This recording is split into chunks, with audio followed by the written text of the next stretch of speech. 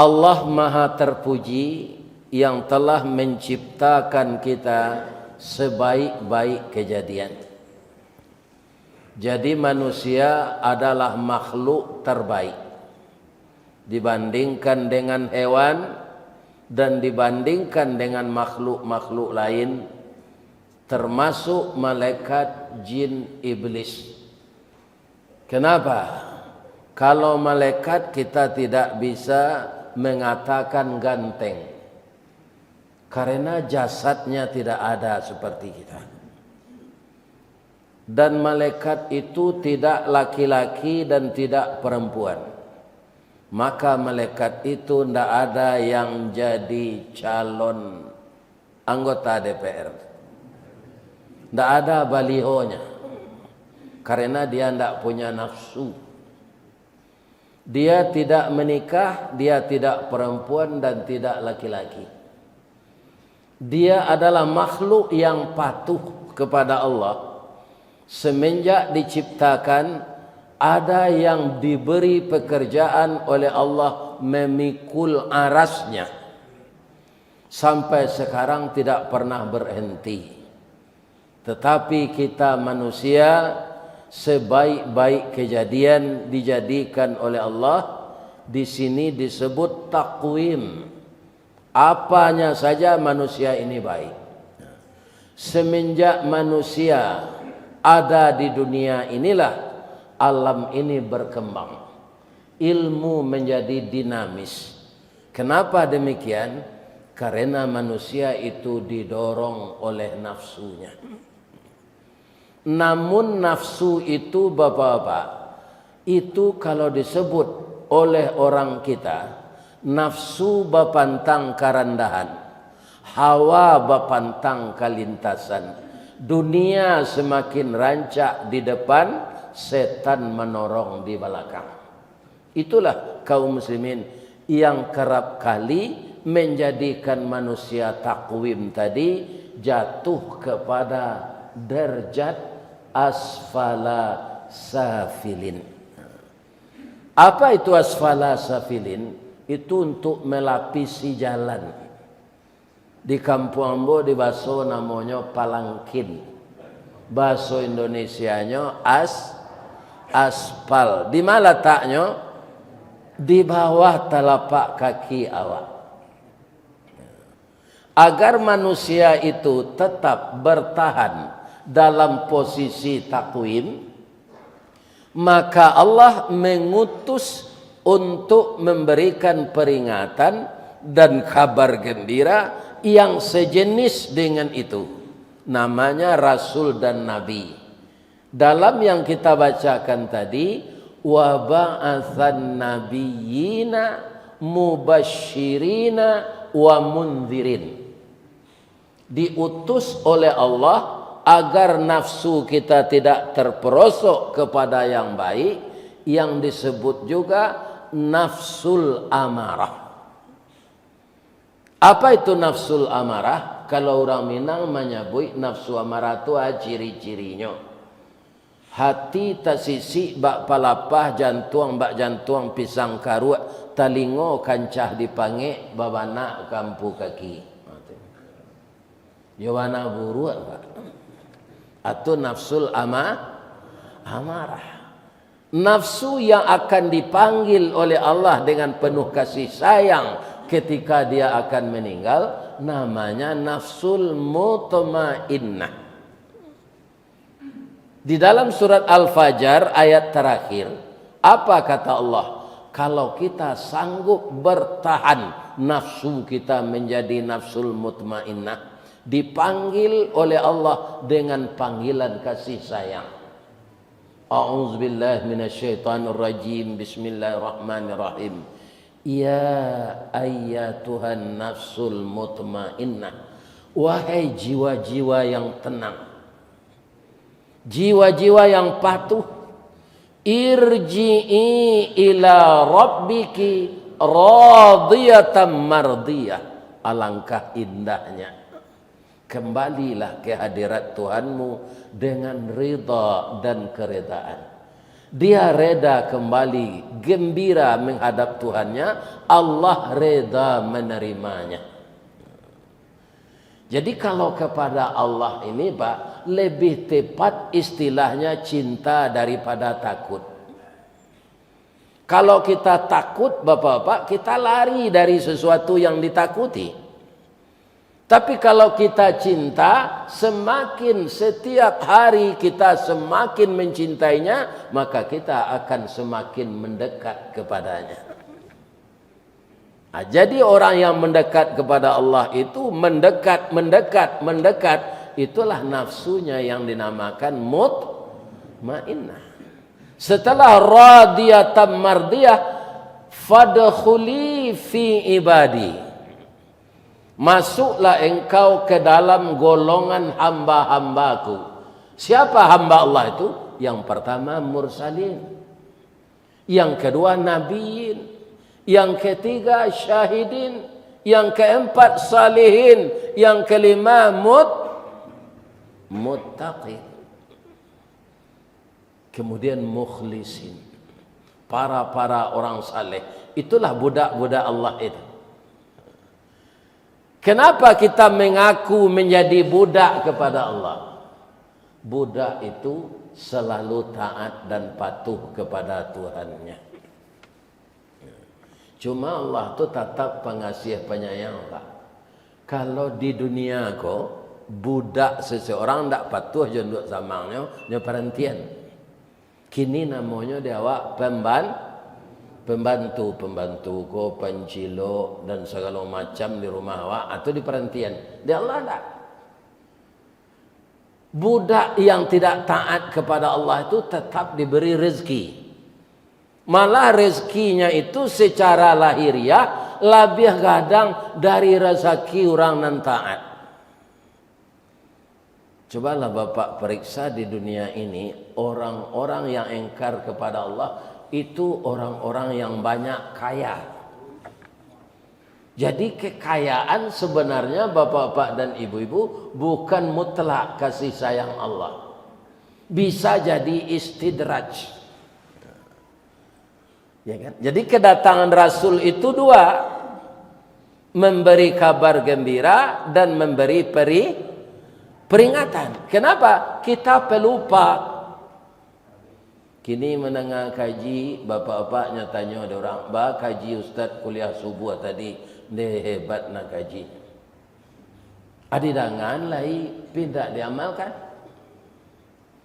Ya kan? Setelah berkumpul dengan hamba-hamba Allah yang taat tadi, apa kata Allah lagi kepada orang yang punya nafsul mutmainnah? Wadkhuli jannati. Masuklah engkau ke dalam surgaku. Jadi setiap saat tetaplah kita bertahan, tetap kita berusaha agar nafsu kita tetap di posisi mutmainnah. Jan kunyang dek kuning, jan lama dek santan, jan tak pengaruh dengan kesenangan dunia ini. Kalau orang terpengaruh dengan kesenangan dunia, maka nafsunya tidak akan bisa menjadi mutmainnah dalam posisi amarah berkepanjangan. Bapak-bapak dan ibu-ibu, dan di dalam itu kita umat Nabi Muhammad ini Pak, tidak ada umur dan sampai 200. Karena Nabi waktu umurnya pendek, 63. Jadi apa nalah sagai ambo 70 tahun kateh tu ndak lama tu dah. Kan? Ndak lama. Entah apa dahulu, entah ambo kemudian, entah ambo kemudian, entah apa dahulu. Ndak jalan. Kan? Kematian itu ajal. Ya kan? Kenapa manusia disuruh oleh Allah untuk menjadi rasul? Kenapa malaikat? Kenapa tidak malaikat? Malaikat itu tidak punya nafsu. Kalau dia patuh kepada Allah selalu tidak pernah ingkar, itu wajar saja. Ya kan? Orang tidak punya nafsu tidak akan mengejar kekayaan. Yang tidak punya nafsu tidak niau pangkai kedudukan. Makanya diutus jadi rasul itu manusia. Kita tidak bisa menggugat Allah nanti. Rasul itu sama jawab, Pak. Malah ada awak nanebat dari rasul, Pak. Rasul tu ambo baca sejarahnya sado, Pak. Ndak ada nantak babini dah. Awak kini ku ada nantak muah babini, Pak. Nanti berkuburnya batang pisang. Ini kan? Rasul beristri semuanya. Rasul itu makan, Rasul itu tidur, Rasul itu istirahat. Karena dia punya nafsu sama dengan kita. Untuk melengkapi Rasul itu agar punya referensi yang tepat, memanjik bersinggari mencancang balandasan kaji badalie kato bamisa wa anzala ma'ahumul kitaba bil haqq. Ya kan? Maka diturunkan bersama Rasul itu kitab yang benar. Kita harus yakin umat Islam itu Al-Quran itu kitab yang benar, Pak. Di surat nomor 2 saja sudah diberikan oleh Allah ketegasan agar kita percaya. Surat nomor 2 surat apa? Surat Al-Baqarah. Di ayat yang kedua pula, apa kata Allah? Dzalikal kitabu la raiba fihi hudal lil. Ini kitab, jangan engkau ragui kebenarannya. Jangan engkau keragui, dia petunjuk bagi orang takwa. Kan banyak buku-buku, Pak. Buku cerita, buku saja. Itu kaum muslimin tidak bisa dipertanggungjawabkan. Ada buku cerita Minang, Pak. Itu nanti ceritakan di sini Mage Manandin. Dalam cerita Mage Manandin itu di luar saja dibuat dek pengarang. Sawah orang nanambo bandakan, sawah ambo batanah liye, kaba orang nanambo kabaan, matu ambo ndak meliye. Awak-awak kemampercayai cerita itu. Ya kan? Tapi Al-Quran, kaum muslimin berulang-ulang Allah mengatakan hudal lil muttaqin. Dan di dalam ayat-ayat Quran itu setiap surat, Pak, pasti ada Rabb, pasti ada Allah, pasti ada ilah. Cobalah lihat Al-Quran. Entah berapa ilah, Rabb, Allah, ya kan? Dalam Quran ini menandakan bahwa Al-Quran itu benar. Jadi jangan ragu-ragu awak ya Al-Quran. Membaca saja Al-Quran itu, Pak. Dibaca saja tiap hari, Pak. Itu para jemaah nanti di kubu awak jobelanya.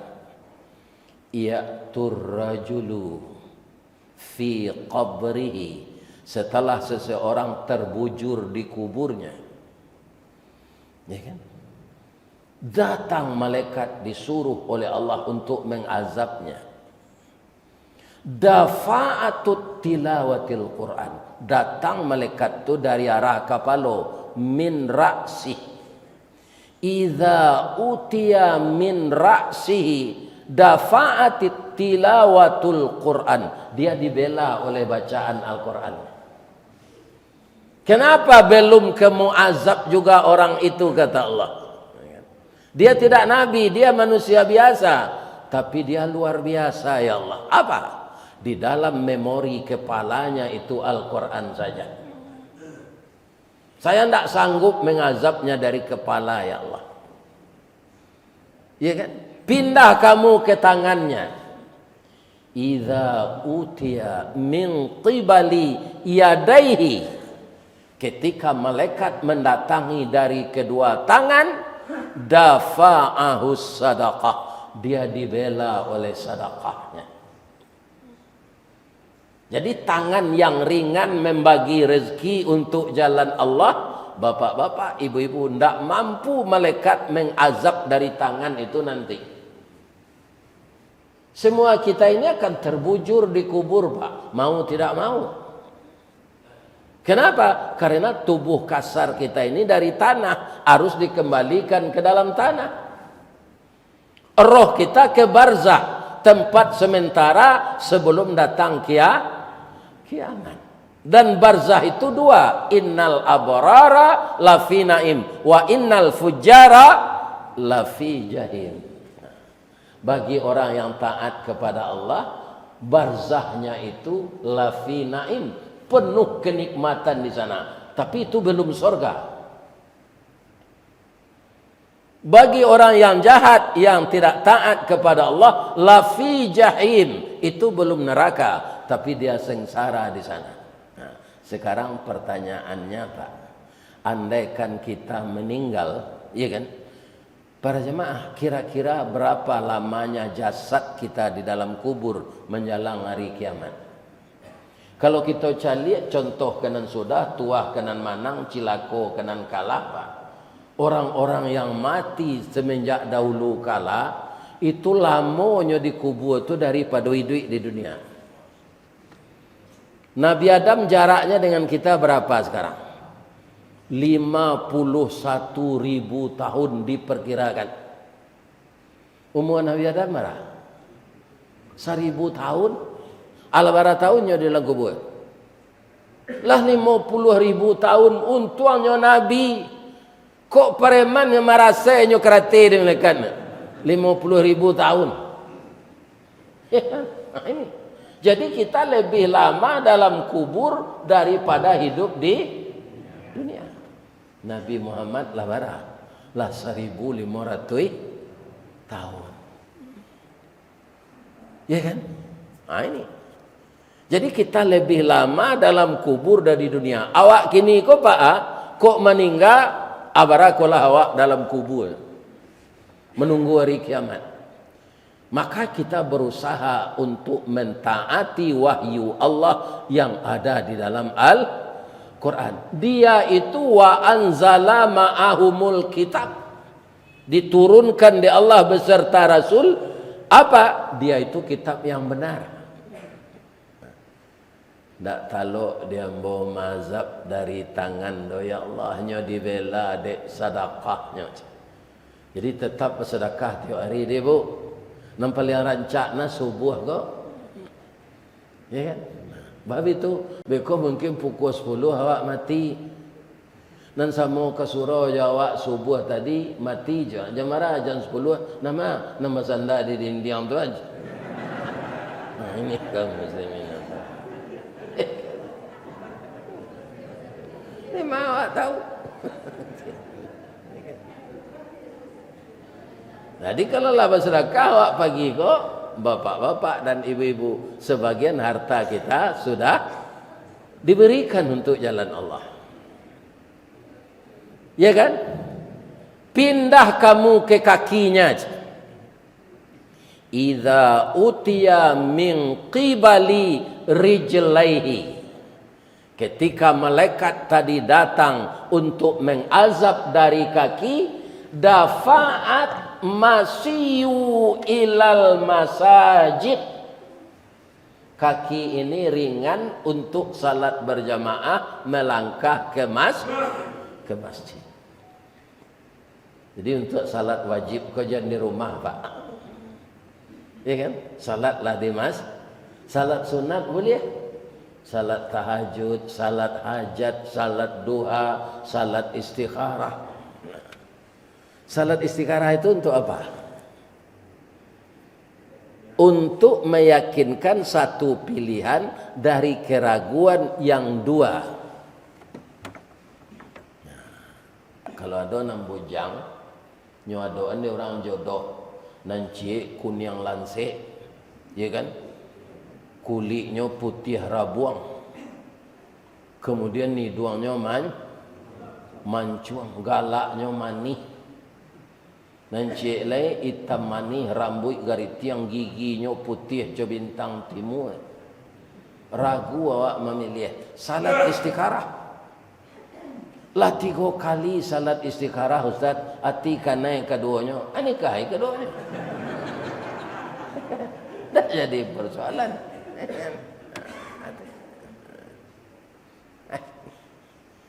Jadi bapak-bapak dan ibu-ibu, orang yang rajin salat berjamaah ke masjid, akan diazab dari kakinya membela. Jangan. Kaki ini selalu melangkah ke masjid untuk salat berjamaah. Sebab dalam ayat yang dituliskan di mimbar ini, ya kan? Dirikan salat, bayarkan zakat, warka'u ma'ar raki'in. Ya kan? Wa aqimus salah wa atuz zakah warka'u ma'ar raki'in. Rukuklah kamu beserta orang yang ruku, artinya berjamaah. Kalau salat berjamaah, kita salat wajib ini di masjid, Pak. Kecuali kita musafir ya, seperti saya ini, ya kan? Kadang-kadang jauh hotel tempat tinggal aku dari masjid. Awak orang datang ke sini tidak tentu dijamak di kasar, saya salat di hotel. Tapi kalau si mukim jad salat di rumah. Apa-apa nala mau di Pekanbaru, gua jalan-jalan Tasale, jalan Manci gitu orang, tahu apa mah? Sama jombo di Padang. Kalau di Padang jangan di Otalo mau jalan lepak, kama nang capek lalu tahu mau. Karena mau pai wirid semasuk bau mudo dulu, jo motor. Nah jo mobil, jo motor saja. Biar panen, biar hujan. Kalau hujan nambo bermantel. Kurang rumah bola khawatir. Asa hujan tu hari jampai lo ledaj. Orang berundangan dak waad. Alam bo pasang mantel nyoba payuang mencalian di pagar. Mungkin nyoba pantun mungkin. Ya kan? Sinai anak orang tiku pariaman menangih dinda tagak di pintu malape huda hujan-hujan.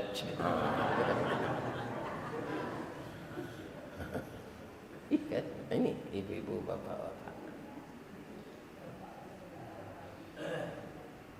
Kaum muslimin, karena kita tahu jalan kemana ke masjid, kemana ke musalla, kita hadirlah salat jamaah. Tak taluk dek malaikat mazab dari kaki nanti.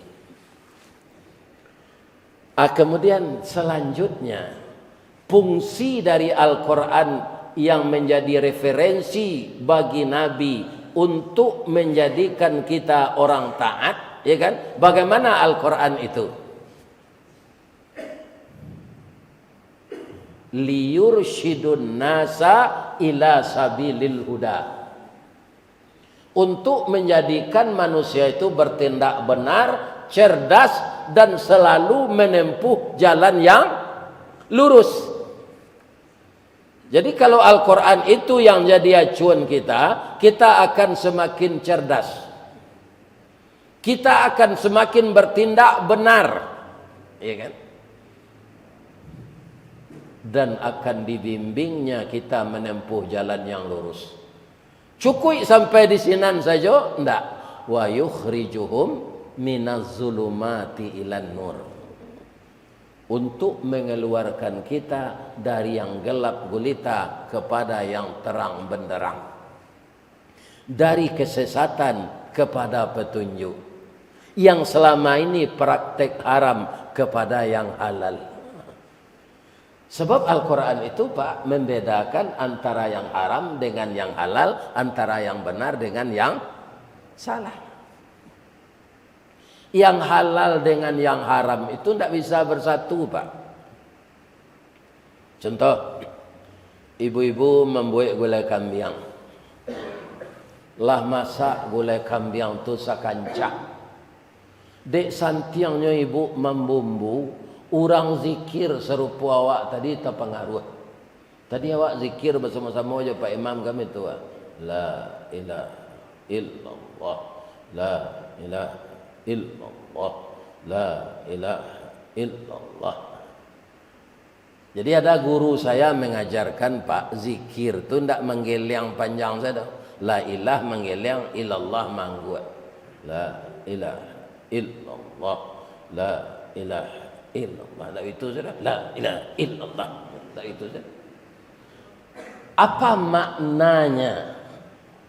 Nan buru indak nanelo iyo, nan buru indak nanelo iyo.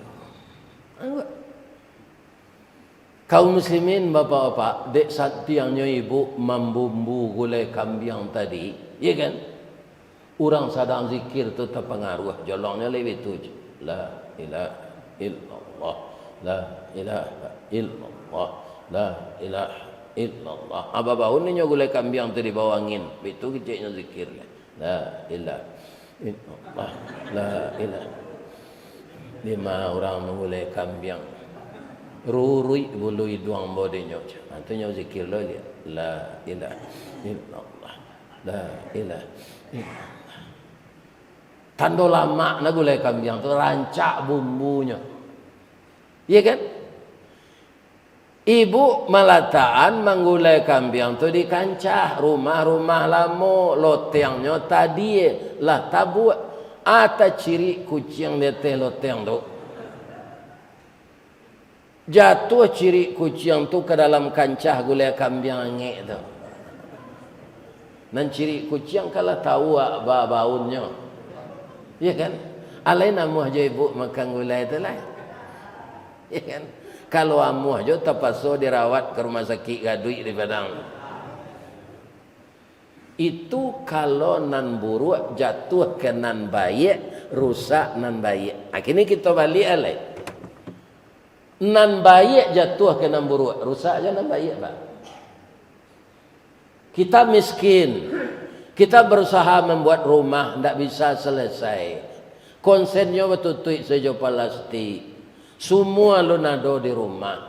Satu-satunya tampai buang air kete, awak harus ke batang air. Ari kalam listrik alun masuk senter ndak ada. Diminta sekaleng cat ke tukang cik. Nah, awak pipis saya ke kaleng cat tu. Ada letakkan di bawah meja. Di atas meja do lamang tapai. Ya kan? Kutiko kucing mengajar manci malam talanyo dengan lamang tapai tu.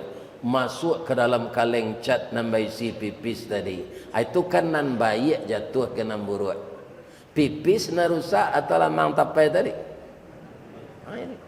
Jadi yang halal dengan yang haram itu tidak bisa bersatu. Ya kan? Makanya kaum muslimin, orang yang taat kepada Allah, berbeda dengan halal dan haram.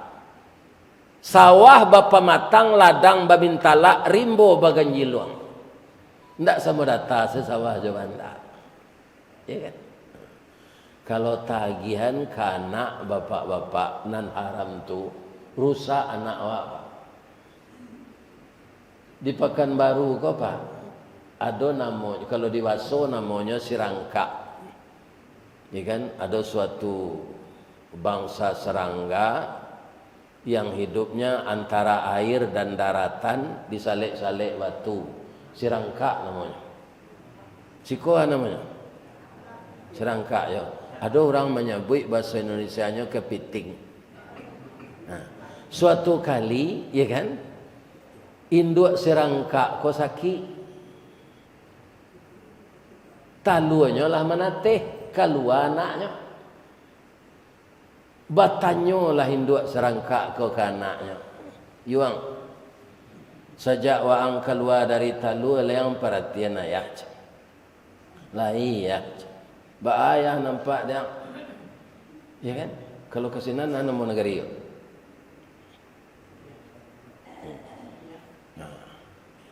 Ayah madok kadome tapi jalan ayah arah ke Panam. Ya. Serangka kami itu jalan.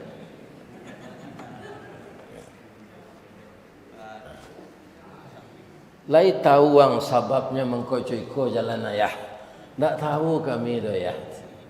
Kami kan keluar dari talu baru. Iko dek kakek ang magih nanaram.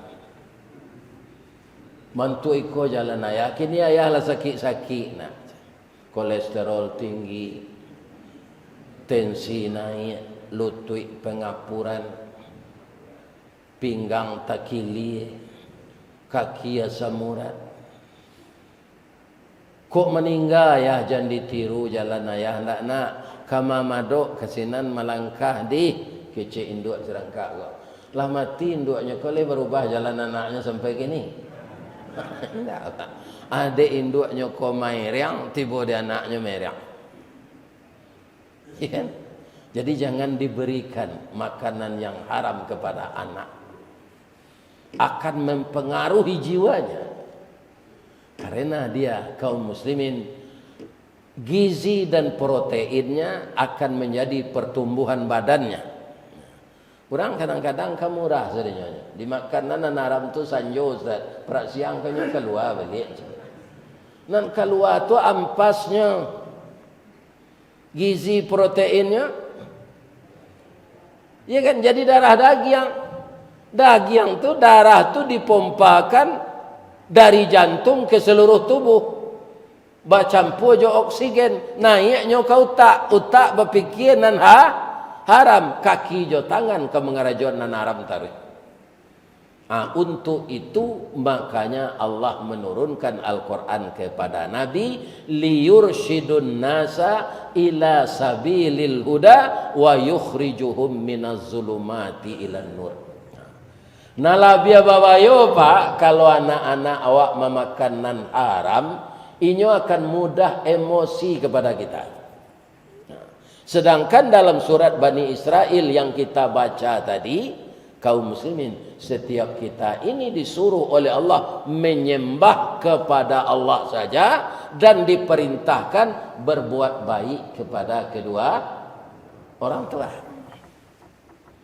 Wa qada rabbuka alla ta'budu illa iyyahu wa bil walidaini ihsana. Kami perintahkan kepada manusia menyembah kepadaku saja, tidak boleh yang lain. Dan kepada kedua orang tuamu hendaklah berbuat baik. Kalau darah awak darah haram banyak Pak, itu tidak mungkin hormat ke orang tua. Kenapa? Dia bergejolak terus. Bergejolak untuk menuntut yang haram, yang haram, yang haram. Jadi para jamaah, memakan yang haram itu jadi lingkaran setan. Kapan akan berakhirnya? Ibu-ibu dan bapak-bapak, para jamaah yang terhormat, di dunia ini Pak, apa yang kita cita-citakan tidak akan tercapai sepenuhnya seperti yang kita rencanakan. Tu mengkuado pantun orang Minang, panukiak pisau sirawi, ambil galah batang lintabuang, salodang jadikan niru, nan satitik jadikan lawi, nan sakapa jadikan gunung, alam takambang jadi guru. Kita bali durian Pak, gadang panjang ke bawah. Cara bali durian ya, panjang. Kironan panjang tu ampo isinya di dalam. Ada. Anan bule baru isinya. Bapak-bapak dan ibu-ibu para jemaah yang terhormat, jadi apa saja di dunia ini tidak akan sempurna kita dapatkan. Kadang-kadang barik musibahnya oleh dunia. Si tumbuk je batu sangka, pitalah je bunga tanjuang. Ini ditumbuk kuku tangga cincin sudah jari laku duang. Anan di usahawan meleset sesadanya. Orang di kampung di bayi berternak ayam penjara talu. Di bayi berternak jawi mati mudo. Ya kan? Dapat bini rancak nyolarian di orang. Ya kan? Bisa saja. Marapak je padang muntah, ayat tabi je koto tuo, buah masak berbalik mangka putih menjadi bunga pulau. Ya kan? Jangankan kita, Nabi bapak-bapak tidak bisa mendapatkan yang sempurna di dunia ini. Apa contohnya? Nabi Nuh. Nabi Nuh itu Pak, hidupnya 1050 tahun. Selama itu dia berdakwah. Orang nampak tu sampai puluh pasangnya manusia, suami istri. Yang tidak patuh kepadanya termasuk istri dan anaknya. Bara beban mental dek Nabi Nuh tu. Untung saja orang nan patuh tu ndak gadang cemeh serumo orang awak. Kalau gadang cemeh, mengecek saya ke kami. Bini yang saya jual anak tak terpatuh dah. Untung saja masyarakat yang patuh kepada Nabi Nuh tu ndak seperti itu pendiriannya. Karena apa? Dia tahu anak ini dan istrinya ndak dapat hidayah. Bu, oh bu. Ibu kalau adalah Nabi di zaman awak kini, wah, dapat ibu suami Nabi, gadang tak ti? Gadang kan? Manga Nabi, RT suami ibu lah gadang ti. Bu, suami ibu lama mengapi map seturun naik gini yo, pakai stempel lo cie. Alun tahu le yo, ayah si John kalau jadi RT. Ada kebanggaan dalam diri awak suami terpakai di masyarakat.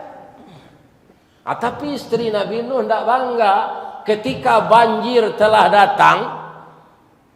Dunia ini akan direndam dengan air yang turun dari langit, yang keluar dari tanur dapur. Hujan yang selalu lebat, air laut bergelombang. Nabi Nuh tetap ibu ke bininya nan engkar tu dia. Kita kalah lama suami isteri dia. Salah piak sekatiduran sabanta sekalang ulu bak tiwang je pungong kabau tampak cie tampak berdua. Kalau pai baralik kita membuat baju mama papa je. Naiklah kata kapal kau dia ndak sampai hati udah melihat di lamun ombak tu. Kata bininya, Nuh, angkok kau kira je kapal buru ang tu pailah nandenya nang ajak lu naik kata leh. Akan tak dapat buat kata awak hidup kau di dunia dapat. Kita lihat lo nasib Siti Aisyah. Ya kan? Isteri Fir'aun tu dibuain di Allah rumah rancak di surga pak. Jadi apa nanti tiba di pintu surga nampak dapat di dalam rumah rancak mungil atau rumah Siti Aisyah istri Fir'aun. Tapi suami dapat kapir dan raja kejam. Coba bayangkan.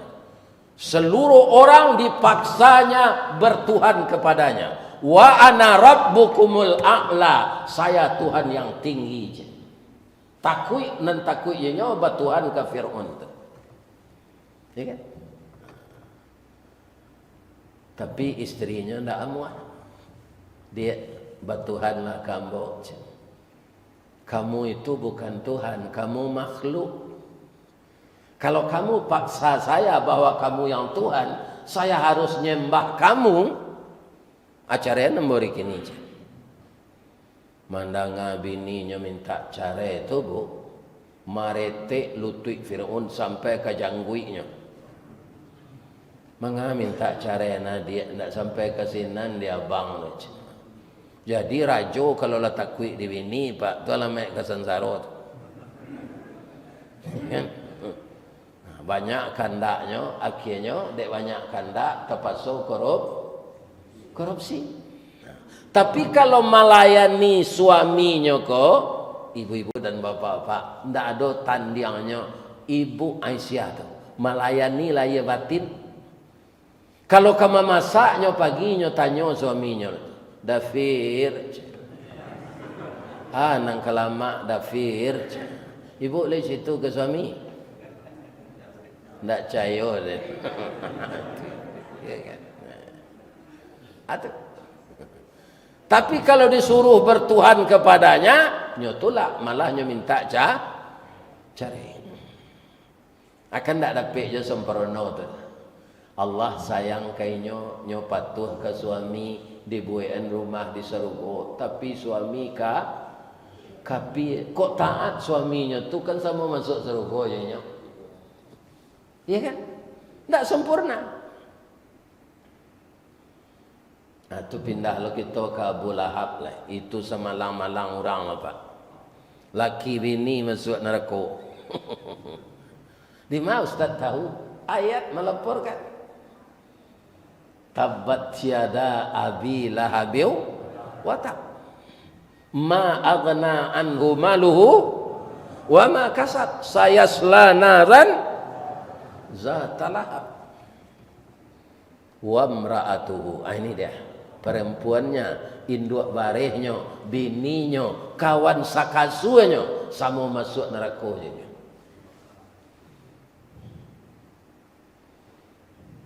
Ya kan? Itulah 3 contohnya. Ada nang kampe. Masuk di dunia kau bapak-bapak tak bisa buat kata awak. Ya kan? Nang kampe saya aku rancak bapak. Bu, saya tu Nabi Ibrahim. Seluruh Nabi Ibrahim tu jo anak cucunya masuk sarugo. Karena ikhlas berkorban disuruh menyaman dabiah anak di Allah. Kanyo dabiah nyo tukar di Allah jo kambiang. Biang ketabuk gantiang keputui rantak penyudai tanun kilik penyudai hujan. Begitu pisau kalake dili anaknya ditukar di Allah jo kambiang. Wa fadainahu bizibhin azim. Ya kan? Ama ibu pilih anak nampe tu. Nabi Ibrahim. Yo. Tapi nya bini dua.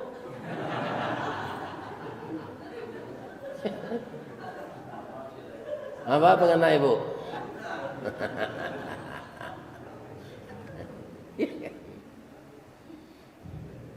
Tadi Ibu Iwan memilih Nabi Ibrahim. Mbak kecilnya bini dua pengenai ibu untuk kalau.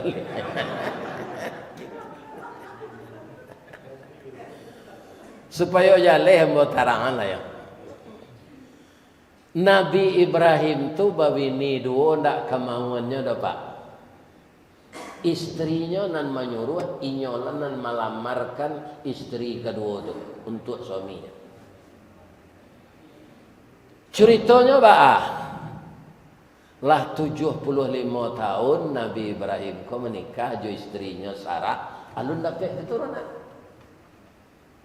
Suatu kali sore-sore tamanuang-manuang aja. Didake ede istrinya. Bang, di mana gajah menyubarang bang mengkokaru hai di muaro. Iyo amborusuh. Las kitu nikah alun dapat anak. Gak cie si anak dapat dan bola laki-laki yang lama untuk jadi nabi yang mau minta ke Allah. Tak mungkin tu dodaim. Ambola lama keropos monopos. Tak kamil ambo dodaim. Tapi ambo cari laki-laki sehat serupa daim kau. Babini nyojonan muda dapat anak. Kini yang bawa korban untuk daim. Korban perasaan. Sabananya padiah daim. Kalau minum madu sehat badan. Kalau di madu sakitnya di sini. Tapi demi suamiku tercinta, saya akan izinkan dia menikah lagi. Ayo melamar Siti Hajir tu. Siti Hajir tu anak angke dek Nabi Ibrahim. Jadi tidak dilarang menikahi anak angke itu. Kalau apa anak angke, rancak anak angke itu kini karena hati apa nikahi. Tapi kecil enggak ibu lo jangan sembarang. Kan ada nikah siri namanya. Nikah siri itu kembar rasioan. Asam dia lari lah tu. Sedang nikah duduk saya ada jangan tak bahagia. Apalagi nikah lah lari. Dilamarlah dek Siti Sarah ibu Hajir ko untuk istri suaminya yang kedua. Tapi bara lamonyo lah 75 tahun berumah tangga alun dape anak. Ibrahim nang kini 75 hari lo bini jelek.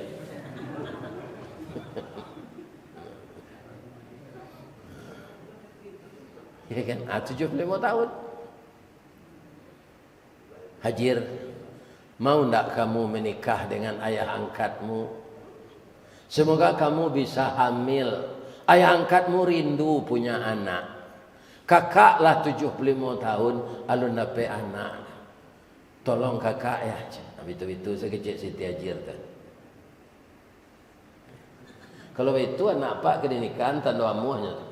Atau larinya ke dapurnya, galaknya pokok muncul. Tapi kalau menangisnya tidak. Menikahlah Nabi Ibrahim dengan Siti Hajir. Diantan marapulai kodek kawan sama gadang. Bariri di ruang tapi, basusun di ruang tengah, basanda di tiang panjang, bermain yang jogendeng.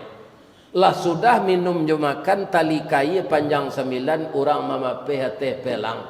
Kanelah anak lumbo-lumbo ambil air basuh la tangan makanlah nasi nan taedang abian samba kaduanya.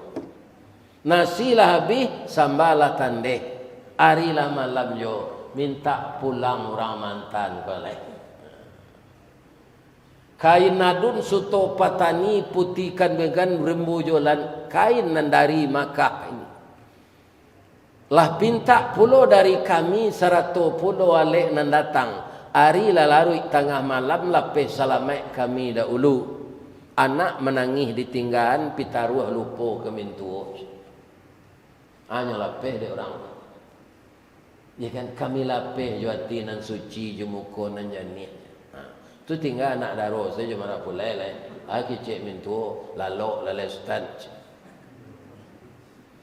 Nabi Ibrahim ke masuk kamar pengantin istrinya nang kedua ko nyulang membaca doa nan lah lamonya baca. Rabbi habli minas salihin. Tapi nan bujang jadi baca lo doa itu babini lu. Kau awak bujang baca lo doa Rabbi habli minas salihin. Bini saya tak ada. Ya kan? Jadi kalau kau masuk kamar pengantin, kalau kau bergaul loh suami istri, sudah dibaca itu adalah doanya jelek.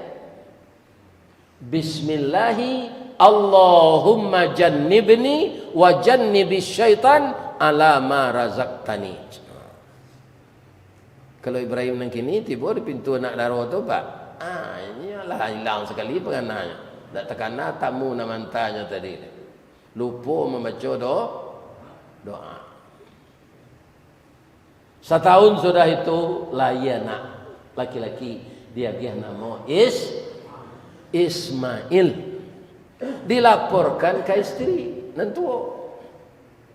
Ya kan? Aibo hatinya istri tu. Disuruh Nabi Ibrahim pindah jo bini mudo ke Makkah. Tapi apa yang terjadi sesudah itu, Bu? Beberapa tahun kemudian, lah 200 tahun umur Siti Sarah. Baba lihat wajahnya bantu orang umur 9 balik. Haidnya balik. Dipergauli dek Nabi Ibrahim, hamilnya. Dapat anak Nabi namanya Ishak. Tu dek sabar malapeh bininya lakinya babini je lain. Jadi ibu kalau ndak mau beranak cari yang laki itu bini je lain. Jangan dipedia saya. Boleh dapat anak dia. Nang kedua kalau laki awak babini itu kurang baban awak. Bab itu nang biasa awak senyum pelosoh seorang. Aku ada je lain.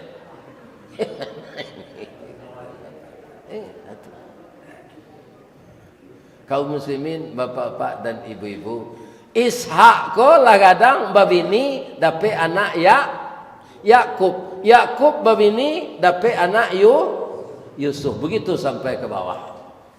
Maka keturunan Nabi Ibrahim itu jadi nabi-nabi, tentunya masuk surga semua.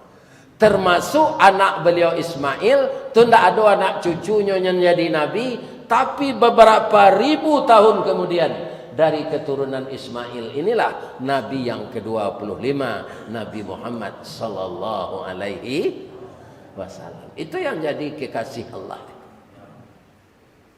Jadi kita para jamaah, bapak-bapak dan ibu-ibu, suami istri ko saling mendukung kita, saling membantu. Nah, tapi pak itu belum pak, ya kan? Kok kau bini balik lah 75 tahun tak dapat anak. Baru ini. Tapi itu juga tidak mungkin, Pak. Kenapa? Umur kita pendek. Ambo 42 tahun 3 bulannya, Pak. Alam meninggal ibu. Tapi lah dapat anak 5 cucu sawaleh. Bang kau bisa cuy itu Ustaz.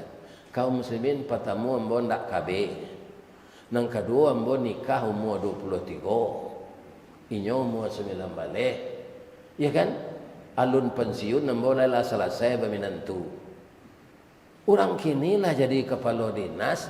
Batundo-tundo jo nikah. Nikah umur 40. Alun tamai anak sedih lah mati. Jadi anak ambo nam bujang-bujang kalau lah karajo awak wawini lah. Jangan ditunda juga. Arya cok gampo gini. Kalau awak lah wawini itu gampo hari malam awak takajui kan ada nang kadipagui. Dan itu tidak haram tapi halal.